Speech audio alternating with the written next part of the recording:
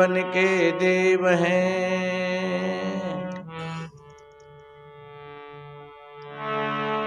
गुरु से बड़ा न कोई,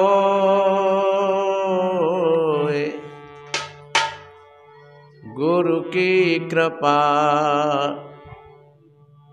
कटाक्ष से बुद्धि भ्रम नहीं हो। गुरु की कृपा कटाक्ष से बुद्धि भ्रम नहीं हो।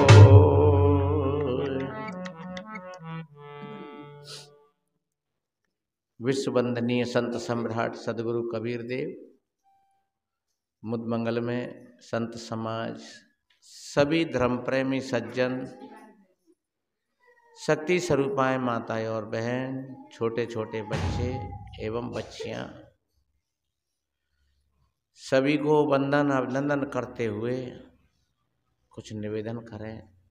सर्दी का समय है, फिर भी आप सौभाग्यशाली हो, ऐसे मौसम में भी अपना अमूल्य समय लेकर के और इस कबीर आश्रम पर पधारे। आप बड़े अच्छे और सच्चे जिज्ञासु हो।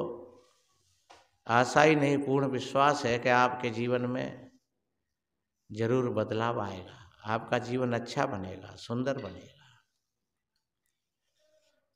क्योंकि संत गुरुओं का जहाँ सत्संग होता है और जो भाई बहन सत्संग को सुनते हैं तो उनके जीवन में बदलाव आ जाता है। ऐसा कहा है,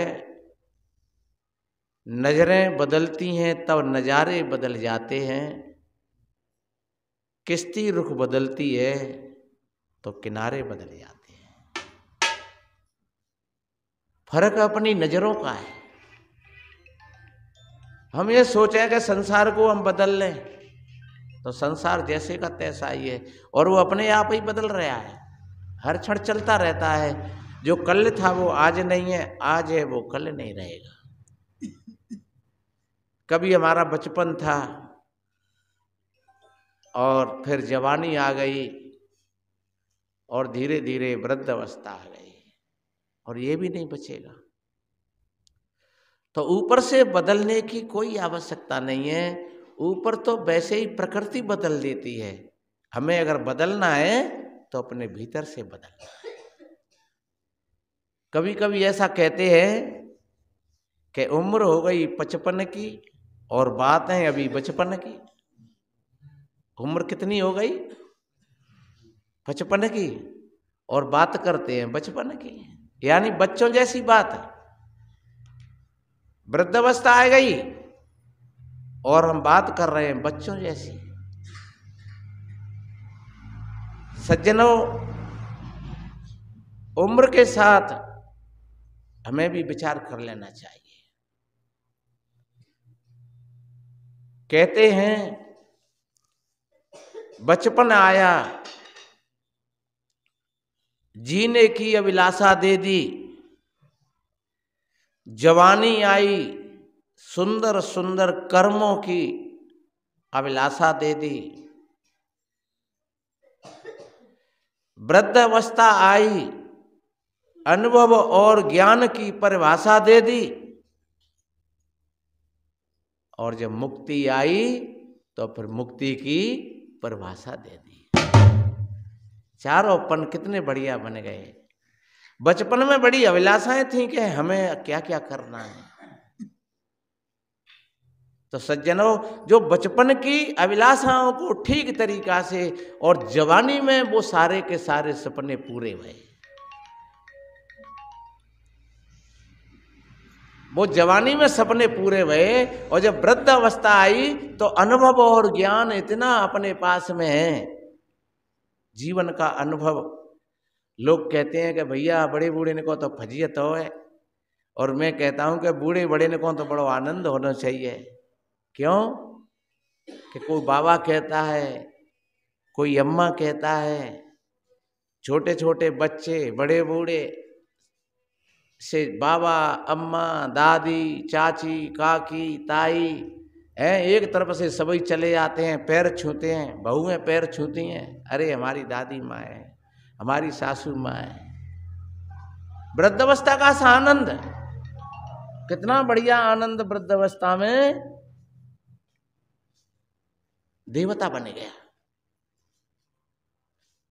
लोग पूजा करते हैं बड़े बूढ़े ने की, भैया पहले दादा बुलाऊ, पहले अम्मा टेरो, कहीं भी कोई भात का काम है, पछ का काम है, कहीं देवी देवता पे जा रहे हैं, कहीं तीज त्योहार मना रहे हैं, कहाँ है दादा, कहाँ है दादा, तो लोग बुलाएंगे, दादा में ना कैसे पूजा होगी, अम्मा कहाँ है, उनके भी नार में माला डाल रहे हैं, उनके पैर छू रहे हैं, उनसे आशीर्वाद ले रहे हैं। अरे वृद्धावस्था जैसी तो फिर अवस्था ही ना है। जवानी में कितनी खींचातानी रही हैं, कितना खून पसीना किया था जवानी में, अब बड़े बूढ़े हैं, बैठे हैं एक जगह पर बढ़िया आराम से हैं, कहूँ नाती आएगो, कहूँ नातनी आई गई, और बाबा जी हाँ बेटा पानी ले आओ, और वो तुरंत चली गई भजी भजी और पानी ले आई।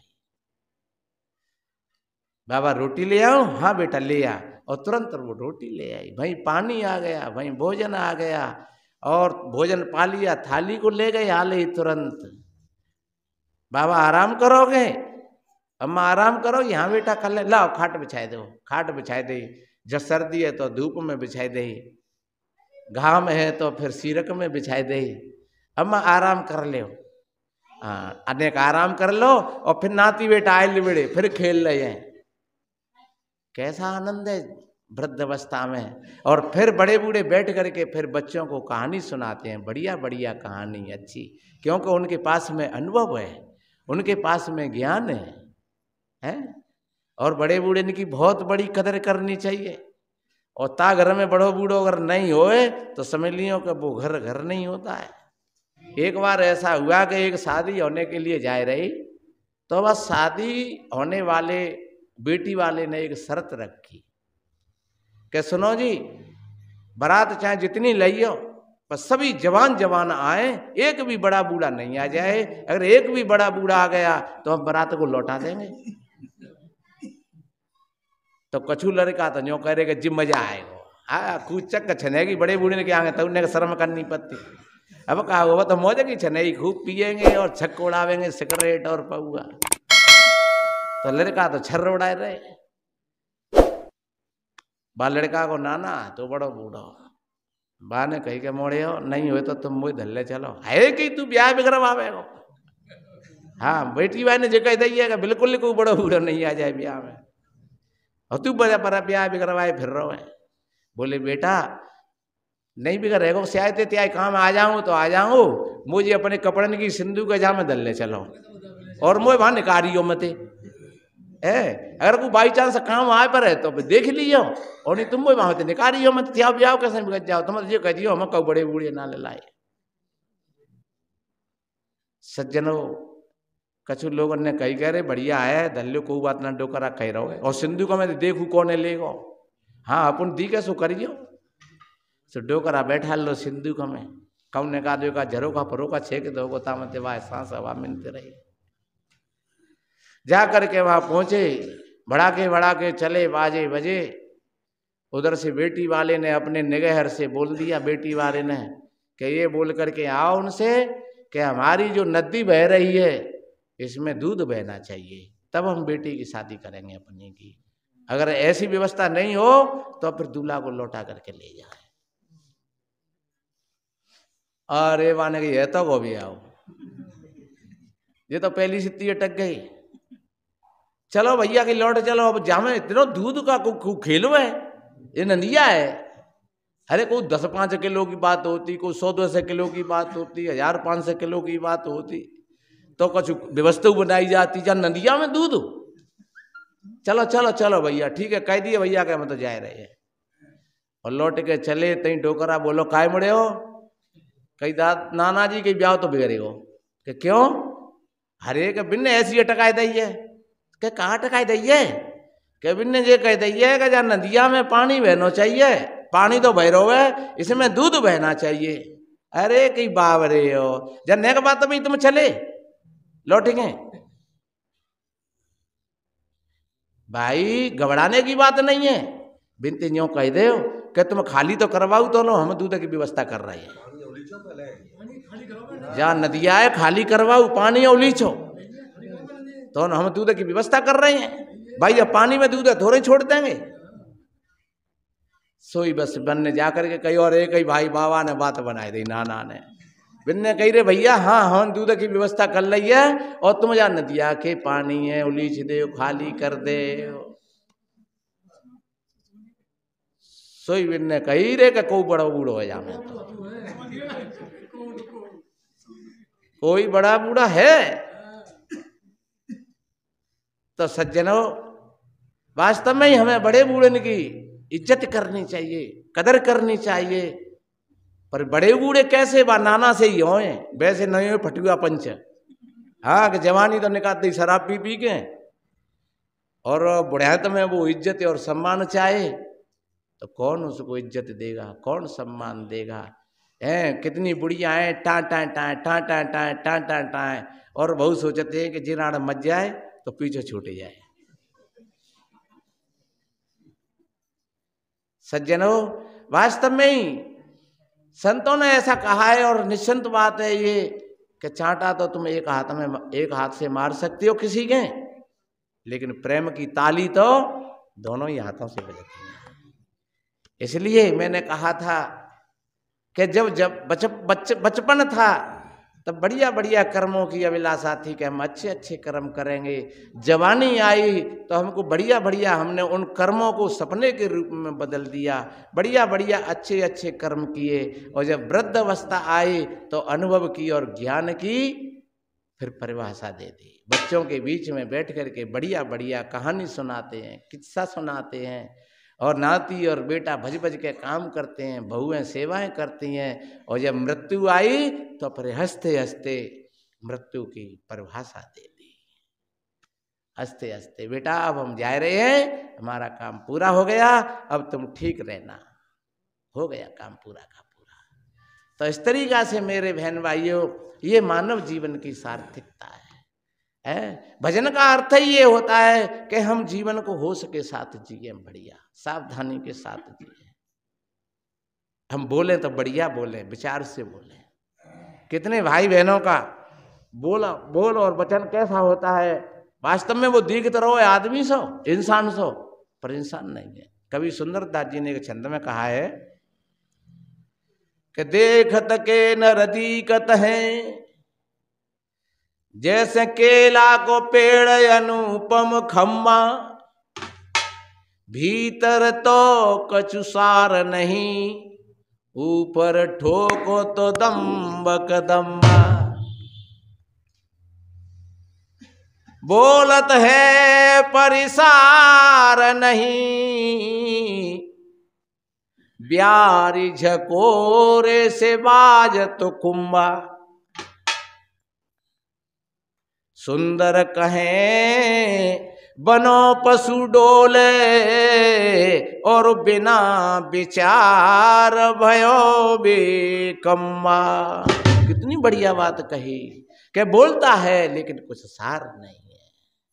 जैसे केला का पेड़ बड़ा मोटा तगड़ा और बड़ा सुंदर पेड़ लगती है, पर उसके भीतर में रात तो नहीं है। उसको खोलो टोरो तो बिल्कुल खुनते चले जाओ, वो परत से खुन जाएंगे। कोई केला के पेड़ में तो सोचे कि हम जोड़ी बनवा लें एक खिवाने की, कोई सोचे हम एक खाट बनवा लें, पार्टी बनवा लेंगे, कोई सोचे हम तो पाए बनवा लें केला के खम्बा में थे।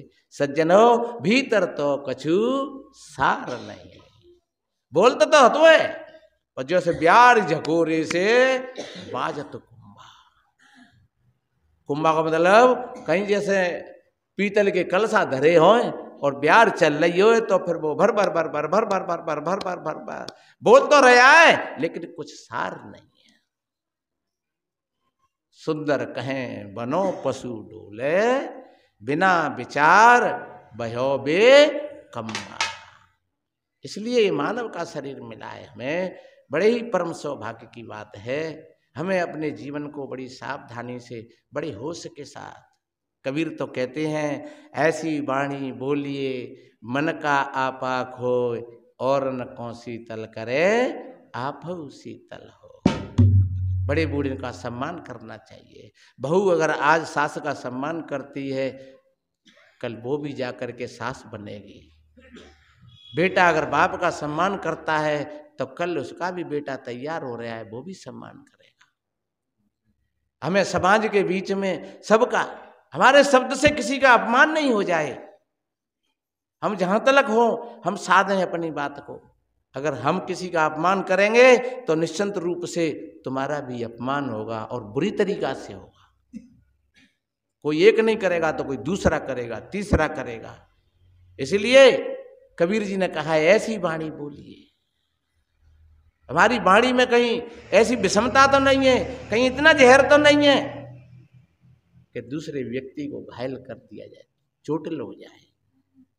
बचपन में हमने बड़े अच्छे अच्छे विचारों को सजोया, जवानी में उन विचारों को सपने का रूप दिया, बढ़िया अच्छे बनाए, जीवन की धारा अच्छी बनाई। और जब वृद्ध अवस्था आई तो फिर बढ़िया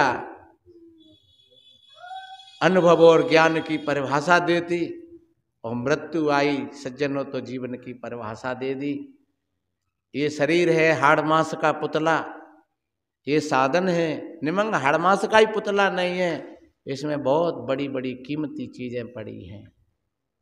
दया है, क्षमा है, संतोष है, धीरज है, शील है, विचार है, विवेक है, भक्ति है, परस्वार्थ है। कहते हैं नेकी कर्म कमाए ले रे दुनिया से जाने वाले, कर भला होगा भला और कर बुरा होगा बुरा। इसलिए मेरे भाई बहनों, संतों का तो यही भाव होता है, सर्वे भवन्तु सुखिनः सर्वे सन्तु निरामयाः सर्वे भद्राणि पश्यन्तु मा कश्चित् दुख भाग भवेत्। सभी के जीवन में निरोगता हो, सभी स्वस्थ हो। इन्हीं शुभ मंगल कामनाओं के साथ वाणी को समापन की ओर ले चलते हैं। बोलिए श्री सद्गुरुदेव की साहिब।